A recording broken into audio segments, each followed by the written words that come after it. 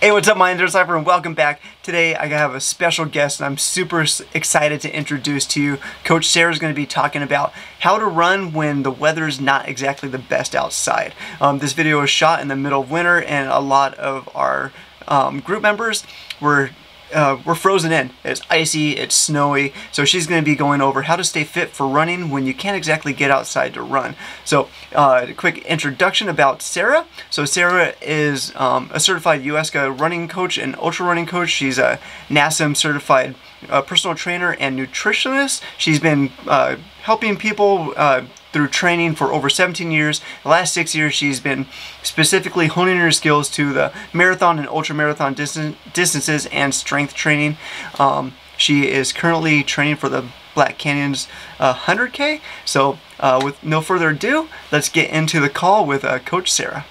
So that's one thing that is really useful for going into the off season and having a strength plan in mind. So, what I am going to talk about today in particular is doing strength in your off season, but also how you incorporate strength going into your start of the season, and then how you can continue all the way up until even weeks before a race. With it not taking away from your fitness, but actually progressing your fitness and helping your running at the same time. So, that being said, we're going to start off with what days should you be doing strength training, right? So, should you be doing strength days on your rest days? So you're going to run one day, strength train the next. Or are you going to be doing, a easy run and then do a strength day the same, like back to back strength? Like, how do you fit this in? So that's like one of the most common questions that I get is, when should I be doing the strength training? And my philosophy on that is, we should really be keeping our hard days hard and our easy days easy. So those easy days and those rest days are really meant for your body to recover from the hard work that you put in. And strength training is hard work.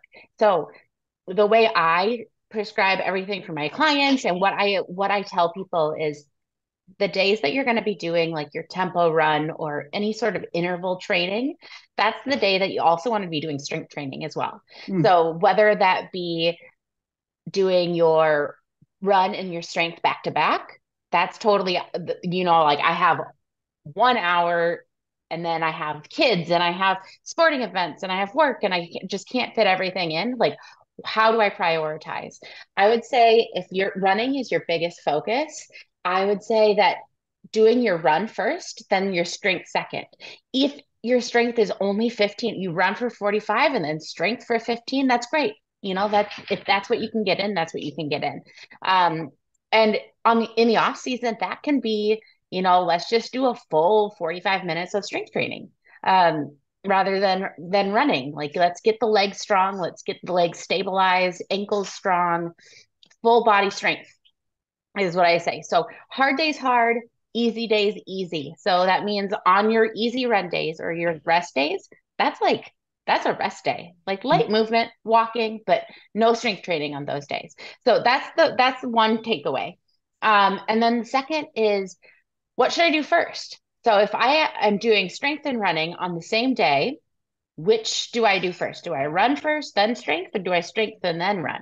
Um, Biggest thing is, what is your focus? Ask yourself, what's your focus? Are you focusing on a a race coming up? Then running should be your focus.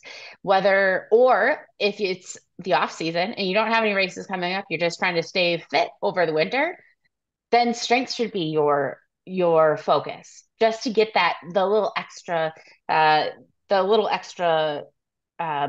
strength and uh going into the start of the season. So which comes first, it just depends on where you are in the season and where you are in the year. So that's the first thing. When do I do these? Hard days hard, easy days easy. That's the biggest takeaway. What do I do? Like, so what kind of strength training should I be doing? Like, there's so much stuff out there. Like, there's videos on Instagram of people doing some crazy crazy moves and you're like, I don't know how they're getting their foot over there and I'm supposed to be going up and down. Like it's just absolutely bonkers what I see on Instagram. I would say basics. Basics are your biggest thing. So doing squats, holding some dumbbells and just doing squats by your sides, doing some squats. That's a really great one. Walking lunges. Some of these don't even have to be holding weight. They can just be body weight exercises, doing walking lunges, doing body weight squats. Those are really great things. So what I would suggest. And I want to personally invite you to join our team calls, just like what you're watching now. Go to myendurancelife.com, click on the blue button that says join the team, and you'll get an invitation to join the team calls, get live face-to-face training with myself and special guests like you're seeing right now, or download one of our free training guides, and you can go anywhere from running your first half marathon without walking to becoming an ultra marathoner. Excited to have you as part of the team, and we'll be seeing you on the calls. Go to myendurancelife.com, click on the blue button that says join the team. Is starting out with some sort of ballistic movement. So meaning like a plyometric move, whether that be skips, whether that be box jumps, whether that just be going from a squat up to your toes really fast. If jumping isn't your thing, that's fine.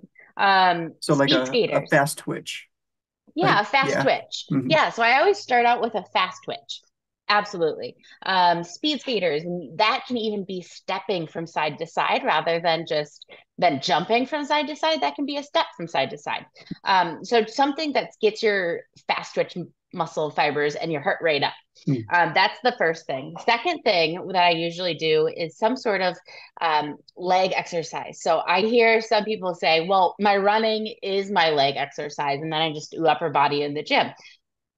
Yes, I understand that. But at the same time, your legs are doing so much work with your running that they need to be strong enough to withstand the impact of running. So they need to be strong. So don't neglect your legs with strength training. That's really important too. So that's the squats. And then let's say you do unilateral work. So you want to do a main one, so like a squat. And then you want to do unilateral as one side at a time. So that could be the walking lunges, that could be stepping up onto a box, that can be single leg RDLs, so Russian deadlifts. So that's the that takes some stability as well if you're going to do it with the leg behind you. So making sure that you do single leg and two leg exercises is really important. But then don't forget the upper body and the core. So that does, yeah. How many reps do you recommend? Oh, great question. That's the next thing is like getting into the types of strength training, and I think that's a good place to touch on that now. So the types of strength training, there's three different types, and they all play a part in where depending on where you are in the season. So off season, you want to undulate. So you want to go from like go from one to the next to the next, and then go back to one of them. So it's max strength. So that's lifting maybe 3 to 5 reps. So really heavy. Like it doesn't have to be like you're lifting 500 pounds. That's crazy, right? So it can be heavy for you. Heavy for you. Exactly. So those 3 to 5 reps where it seems really, really hard. That's max strength. The second one is hypertrophy, and that's more for like getting muscle mass and putting on muscle, getting the tone going. So that is anywhere from 8 to 12 reps.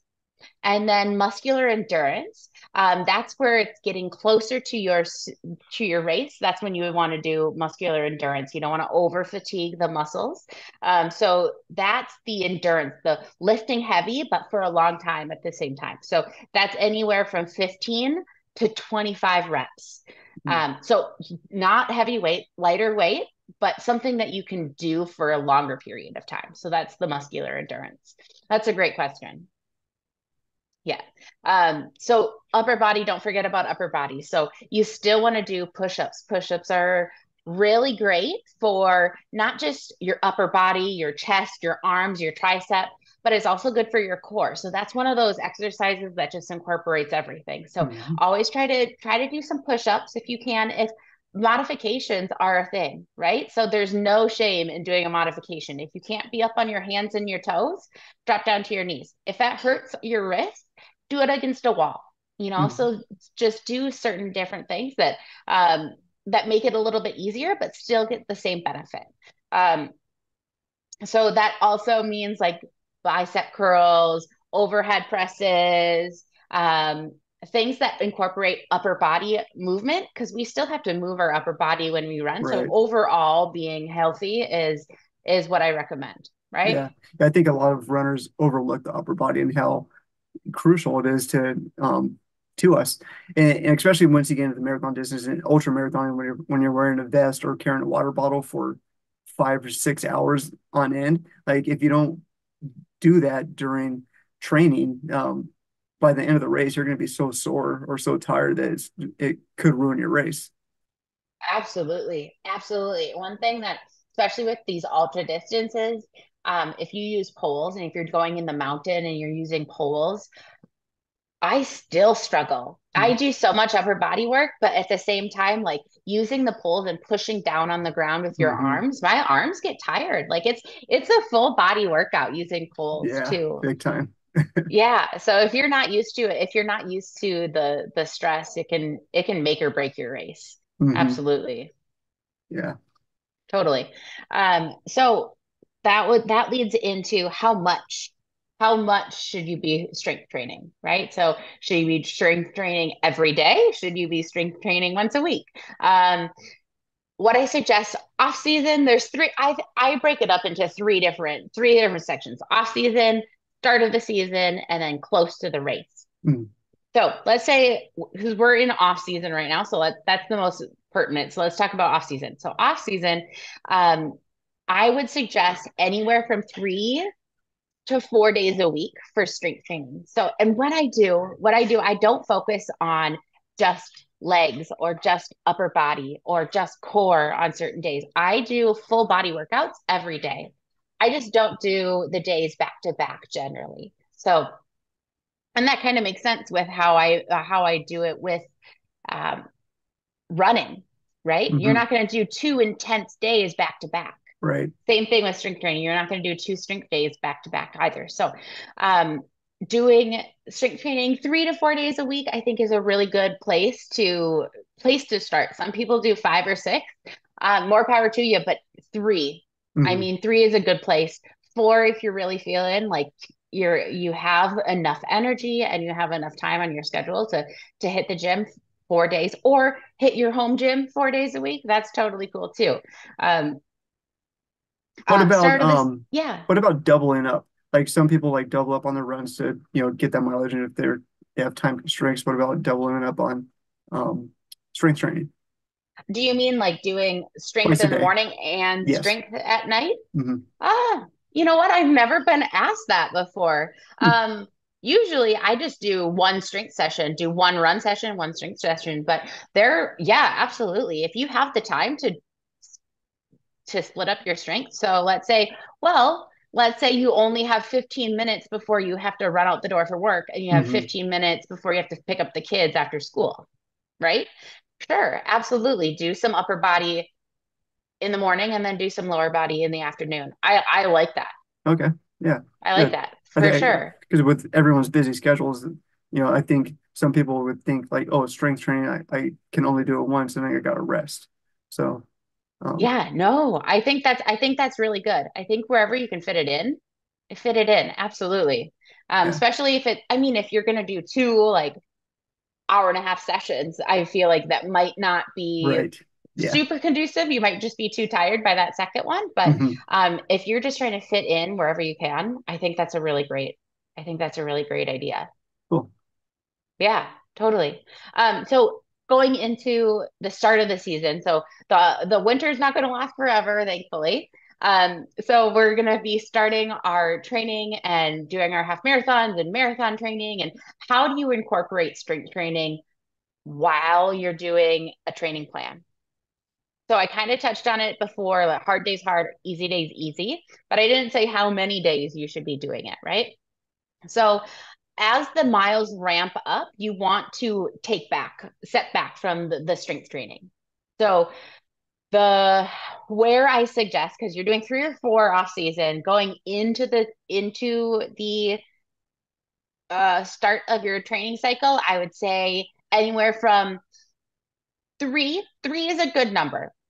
2 to 3 is a good number, all the way up until I would say about 6 weeks out from your race. You want to back it down to maybe 1 or 2.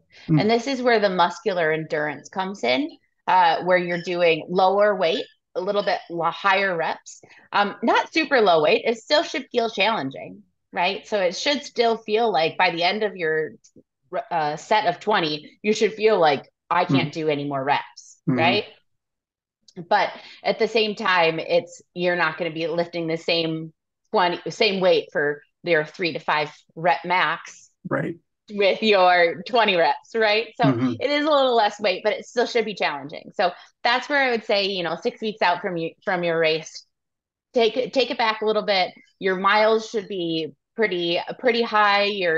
Your body should be feeling pretty fatigued. So having 1 to 2 days of strength training, and then 2 weeks before your race itself, I would say only use the bands, only do some sort of like mobility exercises, maybe do some like fire hydrants with your band, um, anything just to slightly engage your legs, engage your glutes, maybe some body weight stuff, but nothing that's super strenuous for the um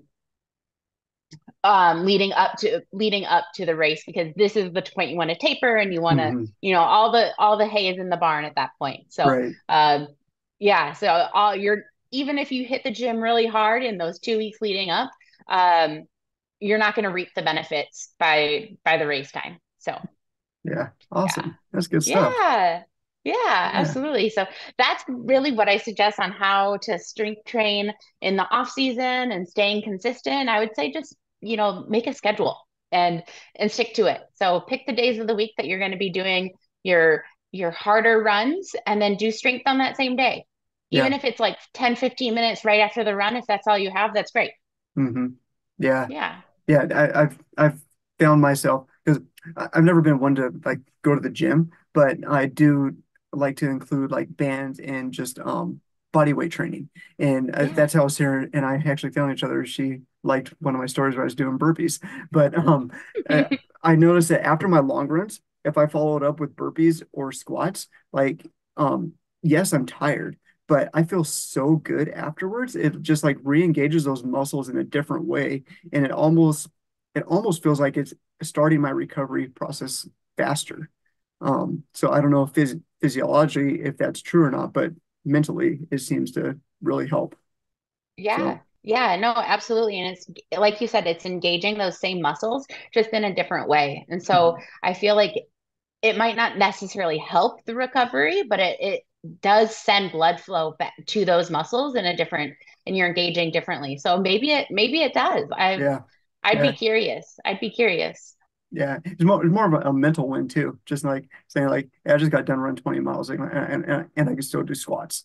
So And I'm still doing squats. right, Right? right. It's always good to like, because I do go to the gym, and I do like my gym membership. So if I know I did something really hard that morning, like I was out on the trails for 5 hours, and then I go to the gym later that afternoon, like I just feel, Yeah, kind of badass, right? right. So Totally, totally. yeah, Yeah. yeah, absolutely.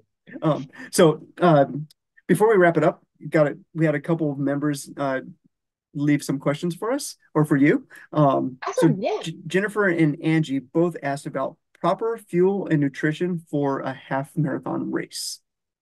Love it. Okay. Yeah. Proper fuel and nutrition. So there's two things you want to think about for fuel and nutrition. So there's calories and there's electrolytes, right? So let's start with the calories. So you want to get in 200 to 300 calories per hour that you're going to be running. And you don't want to start in deficit. So what I suggest, if when you're at the start line, you want to take a gel or take whatever you're taking. If you have chews or a bar or gels, take it at the start line as they're like counting down, just so you have that little extra to burn. So you're not, Hmm. you know, burning it off and then taking another gel. Yeah, trying to play Uh, catch up. trying to Hmm. play catch up the whole time. Exactly. So taking a gel right at the start line, and then what I find personally, but everyone's a little bit different. I do it every 20 minutes. So if I'm using gels, those are typically 100 calories. Mhm. And so that's 300 calories per hour. And I feel like the more I take in, the more energy that I have, and my mind doesn't start going into a Yeah. oh, this is so hard, Hmm. kind of mentality. So 2 to 300 calories per hour, and generally those are carbs. So using the gels or the chews, those are really great. So a lot of people are like, "Oh, what do you use?" I'm like, "Well, I use one thing, but that might not work for you." So I think it's really important to test things out. So go to your local running store and pick up, just like little samples of bunch of different brands Yeah. and see what your body can respond to really well. Yeah. So some people have digestion issues and stuff. So it's just figuring out what works for you. Mhm. Um, few brands that I do like, Honey Stinger, Martin. Um, those are really the two that I go for. Yeah. I think those are the ones that work for me, but that doesn't work for everybody. So, Right. um, and then And, well, electrolytes. oh, I Oh want to yeah, add to that. And yeah. when do this on your long runs leading up to the race. Figure out your fuel strategy prior to race day. The last thing you want to do is try a new gel and find out at mile 6 that it wants to go through you.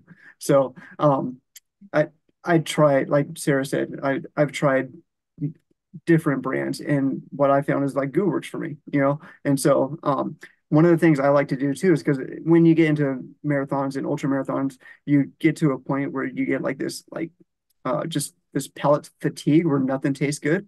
And so I'll actually save my favorite flavor for last, knowing at mile 24, if I'm doing a marathon, I got my favorite flavor in my pocket. And if I eat the ones before that, I know I'm going to finish off with a vanilla goo, which is my favorite.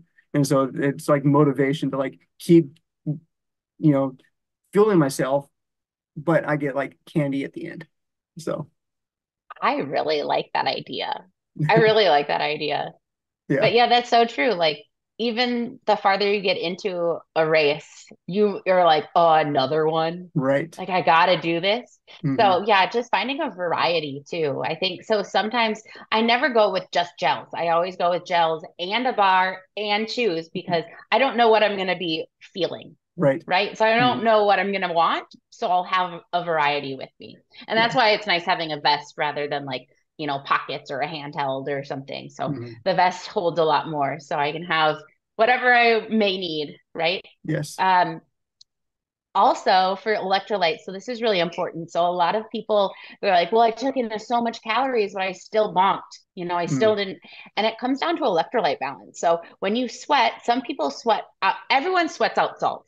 It Mhm. just depends on how much sweat or how much salt you're sweating out, right? So uh, anywhere from 500 milligrams to 800 milligrams. So 500 is the minimum, and that's like, an average sweater. And then there's me, which is the salty sweater. Mm. And I like my clothes turn white afterwards because there's so much salt that I sweated out. So I need more of the 800 milligrams per hour versus the 500 because that's just me. But it's just finding out what kind of do you leave residue, then you want to Mhm. go higher up on the spectrum of 800, more 800. If you don't leave residue on your clothes and you barely sweat, maybe 500 is good for you.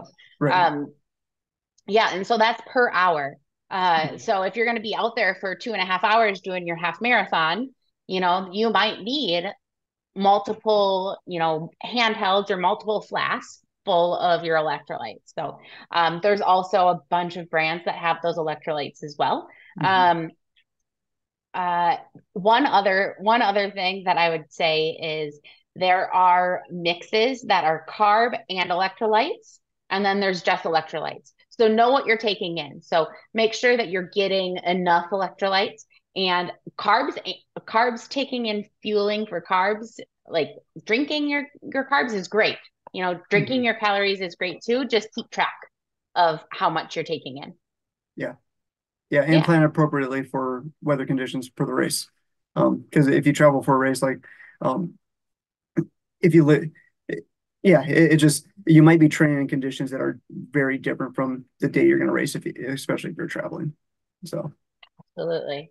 yeah, Yeah. Speaking of traveling for a race, behind me on my treadmill, it looks like a mess, but it's organized, I swear. I'm doing like Eric had said, I'm doing the Black Canyons 100K in a couple weeks. So I'm getting my drop boxes and all my or my drop bags and all my stuff ready for my crew. So it's all organized back there, but it doesn't look organized. But that's the same thing. So I am uh lucky enough not to have to travel. I'm based in Phoenix, so it's just north of me. It's like an hour north of me is where Black Canyon 100K is. So I'm lucky enough to be training in the weather, but that's very true. You need to be looking up weather reports and what people say going into a race.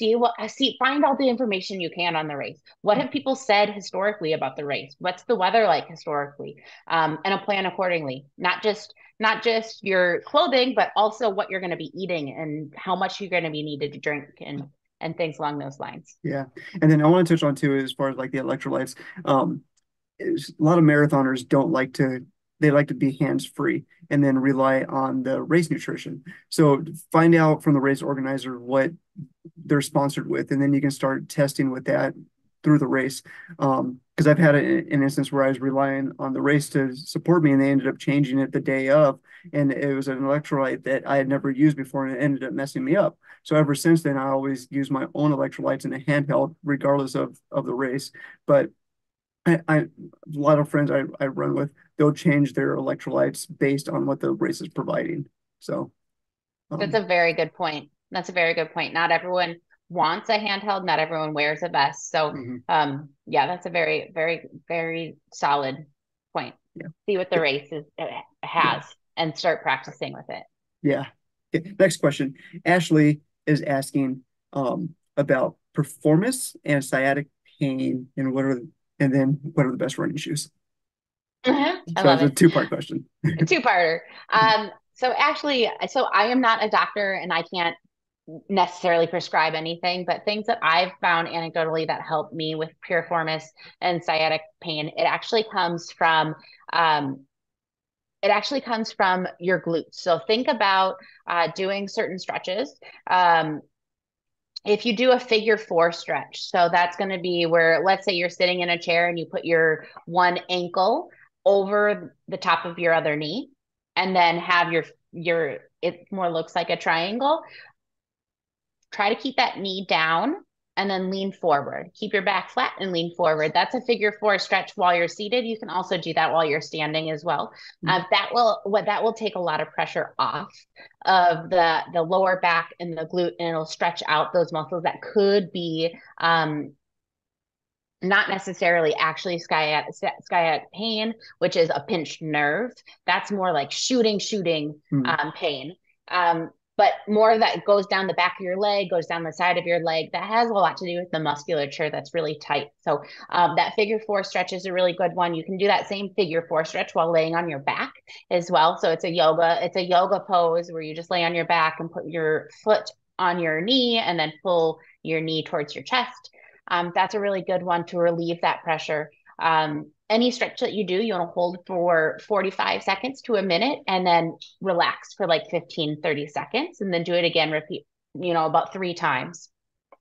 Um, Another way you can do it, try to really dig into, don't want to do it too much, but there's a way to dig into that piriformis, and it's by sitting on a lacrosse ball.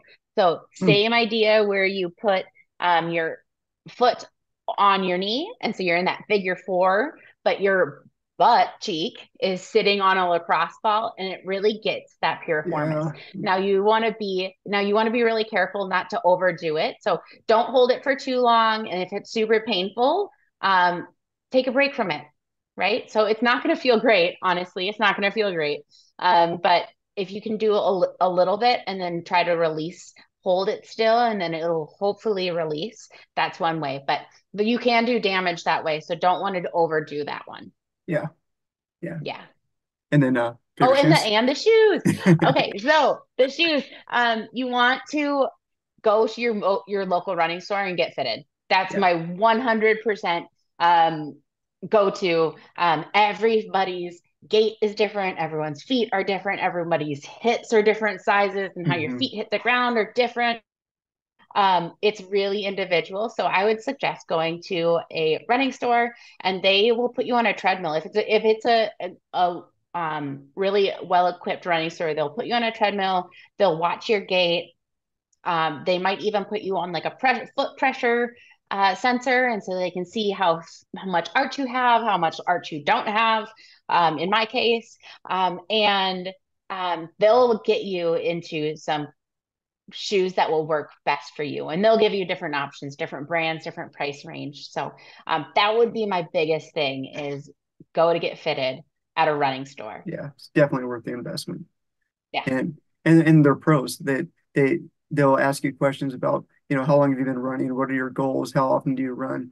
And then they'll actually, if they don't have a treadmill like the shop I have around here, they'll actually watch you run outside. They'll let you put the shoes on and then they'll watch you and record you running. And then they'll analyze it and say, okay, this is how you're striking your feet. Like maybe you'll be better in this type of shoe or this type of shoe. And then then they'll explain everything from the different drops to the cushions to like everything. So that's a really good point. What kind of shoes are you running? What, me? Oh, yeah. Right now I have ultras. So my running shoes, like my road shoes, I have ultra paradigms. Mm, I like the wide toe box and the zero drop for road running. mhm. For trail running, I like a drop, and I like cushion. So right now I'm in the Hoka Speed Goats. Oh, neat. Yeah, Yeah. I'm the What I'm the about you? opposite. I'm the opposite. I like a drop for I wear topos for both. I wear the topo cyclones for my road running, and it's a 5 millimeter drop, and then I wear the topo pursuits for my trail running and ultra running, which is a zero drop. Zero drop. Yeah, That's yeah, funny. We're totally opposite. See, it's uh-huh. like I said, like everyone is different and how they run is different. So Yeah, preferences, hmm, So I mean, yeah. yeah, exactly. And then one thing too, I also found is like especially when you get into longer distances and you're going to be having to wear these shoes for hours and hours, like they they become like one of the most important parts of your kit. So lots of brands offer like a 30-day return. So like Toba offers a 30-day return, like no questions asked. You can try any of their shoes, and if you don't like it, they'll accept it back. Or like an REI like membership, like they have a return policy that you can go get fitted, and then even the local shoe stores, they'll have a good return policy too. So don't be afraid to ask, like, if I don't like these, can I bring them back? Um, and then because they just at the end of the day, they just want to make you happy because they make you happy, they know you'll be a return customer. So Absolutely. yeah. And then one last question. This is a personal question. So Hmm. what does my endurance life mean to you? I like that question. Um, my endurance life. So I really running with life so much. So there's been hard times and not so hard times, but I feel like the running and the things that I learned in running and overcoming hard things translates, like the long endurance translates to the life. So Mm, knowing I know it's cliche, but I've overcome 100% of my bad days. And hmm. I think part of that is learning how to do that from running. Yeah. So yeah, long endurance, life's a ride, I Yeah. think. Yeah, Yeah. Well, I really appreciate your time, Sarah. Thank you so much for jumping on here. Um, absolutely. yeah, we'll have to do this Thank you for again. having me. Yeah, Yeah, thanks for definitely. having me. Yeah, this was Yeah. this was fun. We'll have to come up with another topic, and we'll talk about, I don't know, Yeah. running an ultra or something Well, next time, or running a half marathon next time. I don't know. well, it's funny because 6 months ago everyone was complaining about how hot it was, and so yeah, Right? yeah. Yeah, I'm in Phoenix. I know. Oh yeah, really. Right? Yeah, but I'm not, I don't have the, I mean, it was raining this morning. So Mhm. I mean, that's the worst it gets here. So Yeah. So, all yeah. right. Well, I'm going to sign off on Facebook real quick.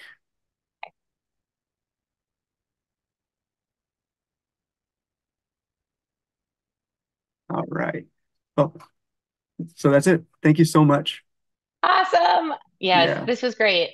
Yeah. This was really fun. So Yeah. Super fun.